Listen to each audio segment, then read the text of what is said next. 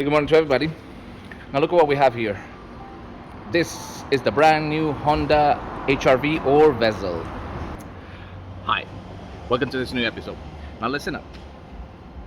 We're gonna begin to do a series about all the brand new vehicles coming to the market, especially the ones coming from Asia. Now Vezel and HRV are the same vehicle, but this vehicle it's totally different. We're talking about the EHEV and of course the IMMD. All this bunch of names. I'm going to explain everything step by step. But we want to take a look at the vehicle outside now. There are many videos about that. We're gonna go inside the hood, and we're gonna go inside the hybrid system. So this new review about brand new vehicle is gonna be great. So if you wanna learn about all these vehicles, stick around and we will continue that.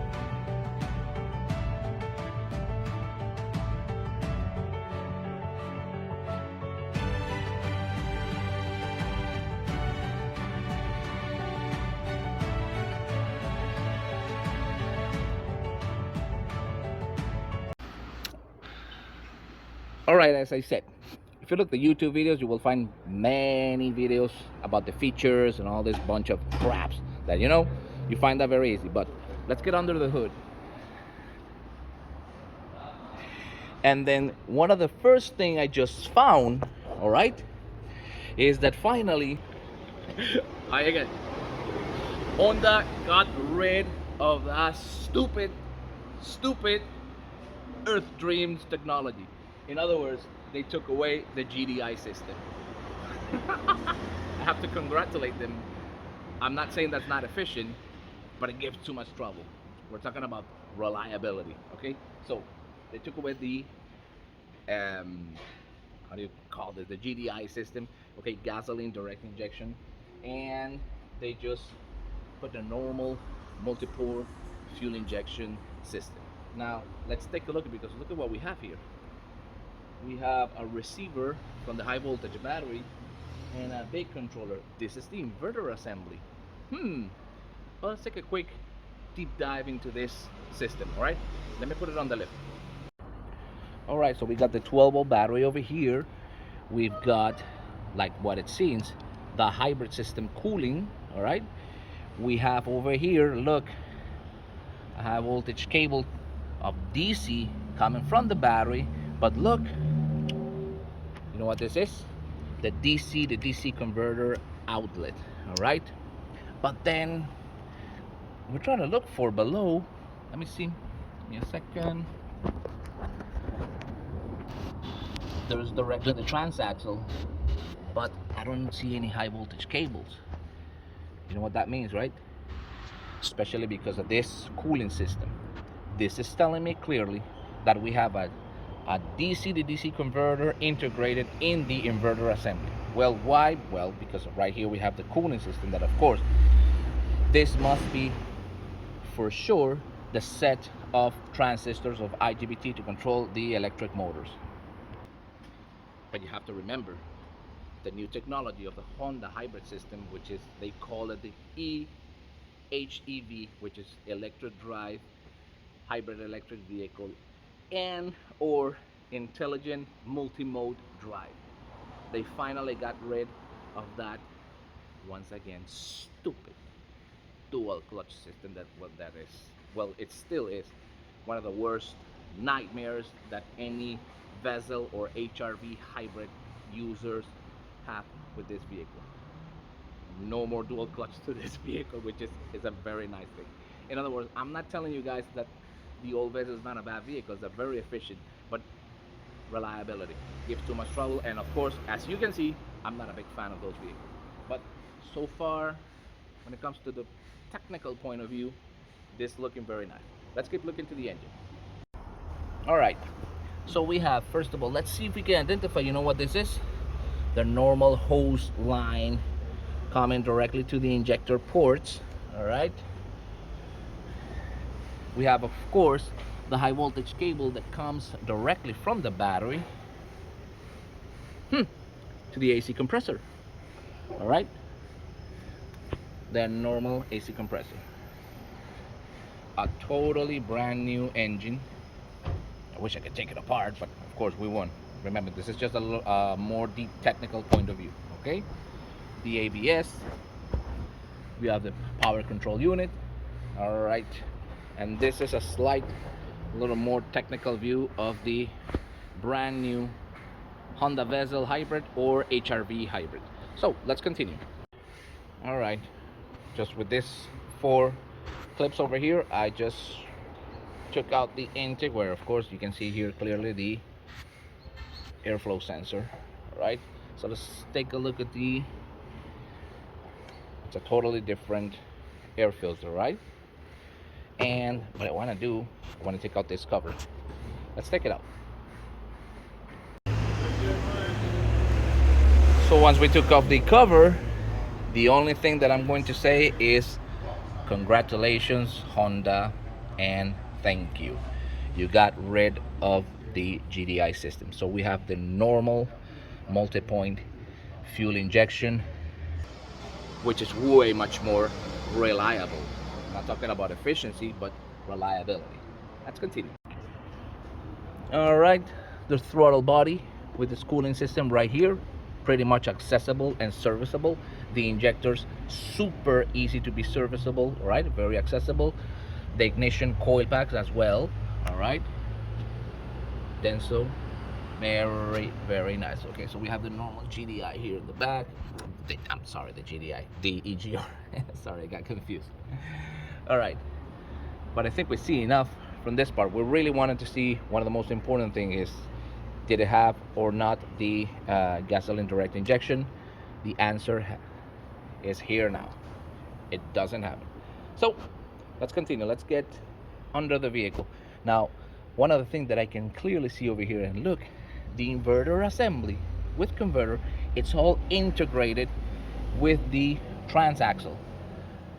As you can clearly see, it goes directly attached to the mounting. All right, so if you take it off the engine and the transaxle, everything will come together. Very nice. Okay, let's continue. Okay, so we reassemble back. Fuel injection, very nice to be accessible. Spark plugs, servicing the cooling system, we can see right here, to the inverter, and of course the cooling system for the engine. All right, but that's enough. Let's lift it up and let's take a look underneath the vehicle. We will continue then.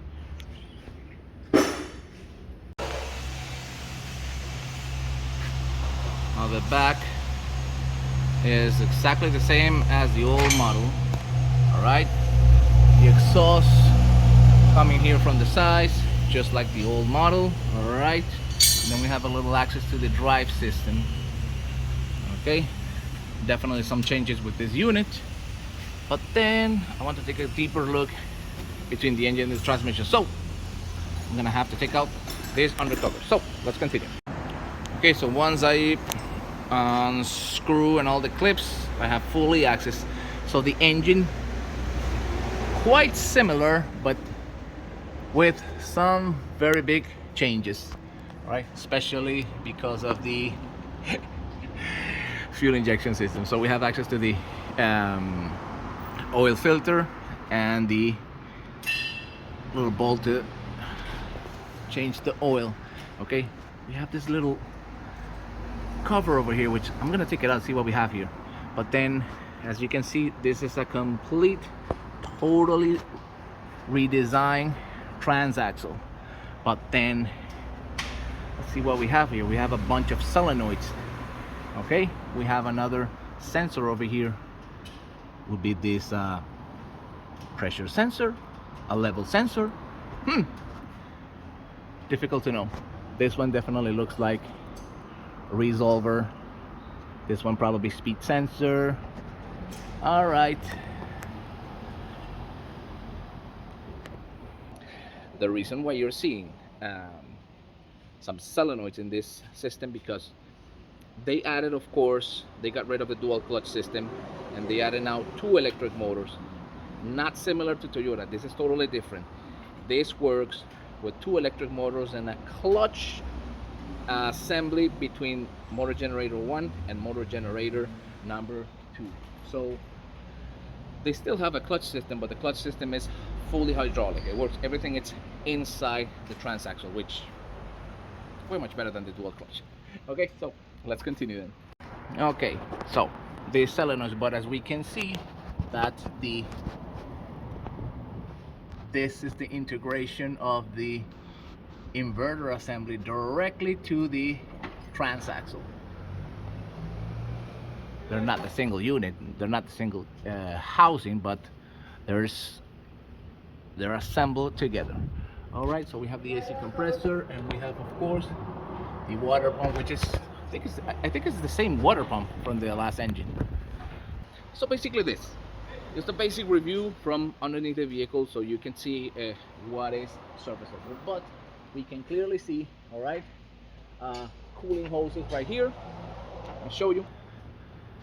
But this is not coolant, this is definitely oil, and it has the transaxle cooler, I'm sorry, right here in front. We have the hybrid system pump right here, and the reservoir right there. Okay, well, now very interesting. Look at the hybrid system radiator, totally separated. They're two different units. This one's the hybrid system radiator, and this one is the engine radiator. Okay. All right. I think we see enough. Because now we want to take a look to the hybrid system. So let me assemble back this, and let's go inside the vehicle. Let's see what we find there now. We will continue. Woo, hot. So you really thought I was gonna leave without opening this cap? And look at what we have here.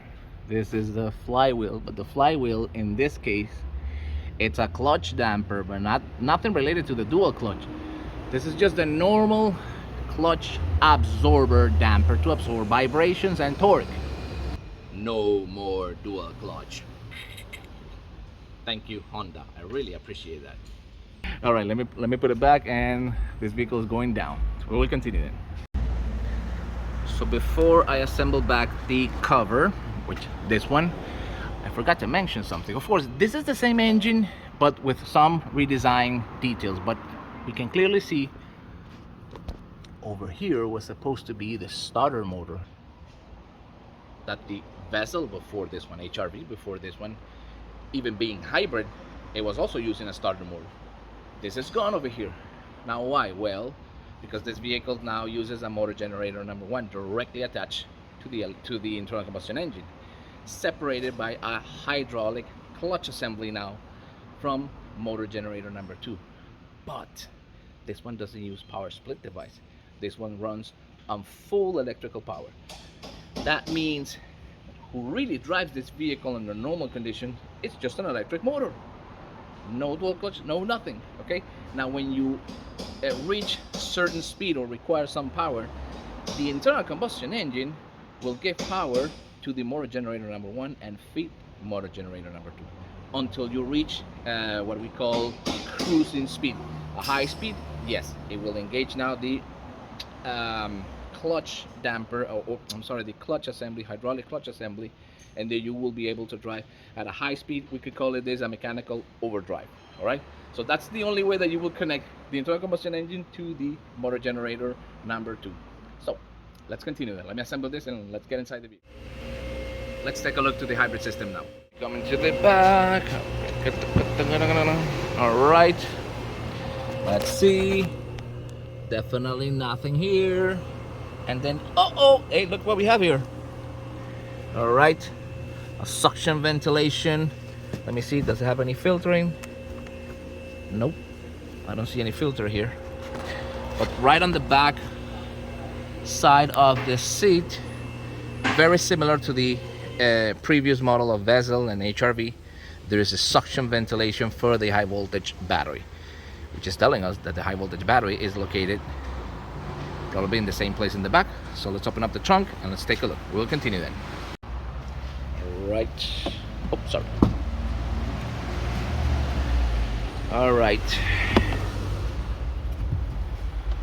And then this is attached over here. I'm gonna have to remove this cover, but very, very similar to the previous version. Let me take out the cover. To take out the cover, I'm gonna have to unscrew it over here and unscrew over here. So we will continue then. But before I'm screwing this, I prefer to take these seats down. Oh, give me a second. Oh, I thought I did any harm to that plate, but no, it's fine. All right. And the next seat is going down. Whoa, very spacey for sure. Well, why? Because once you take this down, the front seat also goes down, which is a very nice thing. Okay, so I'm gonna unscrew this now. Unscrew this and let me take out the cover. We will continue.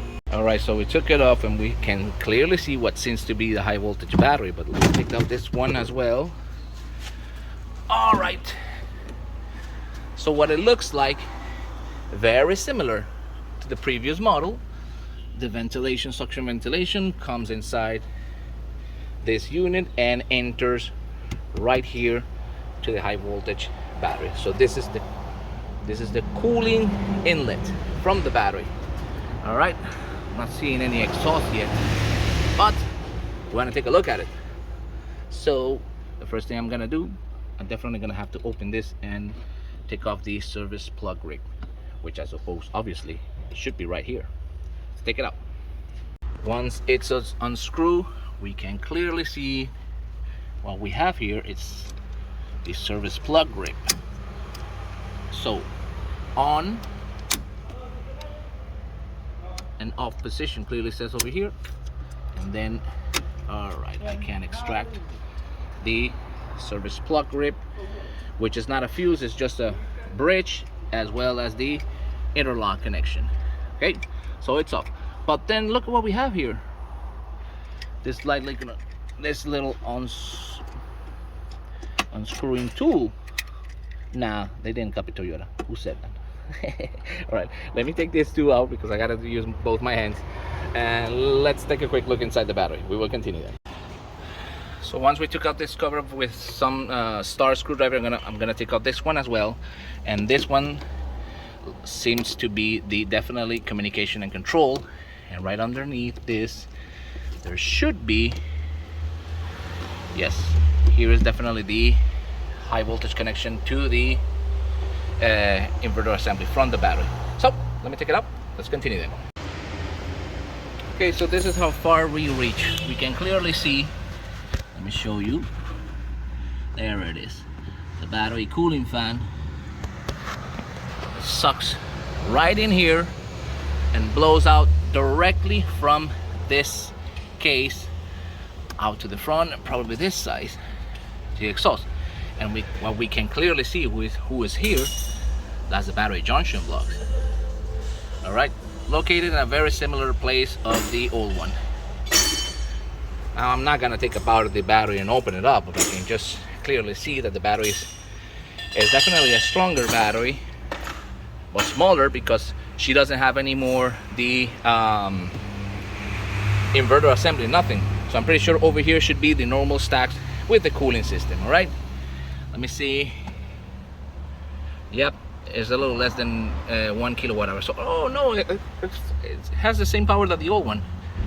All right, so we can see over here ground outlet, positive and negative outlet from the battery directly to the car. That outlet, pretty sure that's the AC compressor. All right, and then everything related to the power relay assemblies. All right, give me a second. All right, so then we can clearly see that once you take these out with this mounting, disconnect this battery goes out, and then of course, because it's being an air cooled battery, it's definitely should be clean and service it every certain often. Once again, the very same principle of preventive maintenance. You have a cooling system here, an air cooling system with no filtering. Whew, it's hot. That is clearly telling you that from the technical point of view, if we have an air cooling system with an inlet, okay, right here, no filtering at all, this battery is definitely a serviceable component. I'm not gonna say it every year, but every 2, maybe 3 years, once you keep inside your vehicle as clean as it is, because it uses a normal fan. All right, so this is the very same principle. All right. Okay, so anyway, let me just have a final look of the hybrid system, and we're almost done.